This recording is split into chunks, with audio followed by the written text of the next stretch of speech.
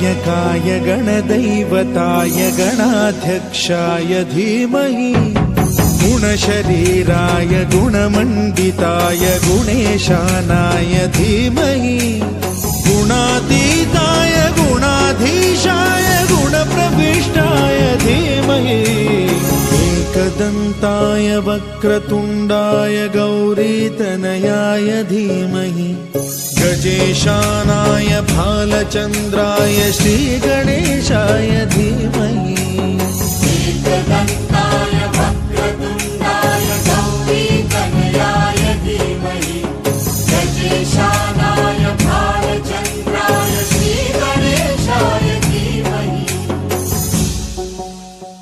गुरुपूजिताय गुरुदैवताय गुरुकुलस्थाय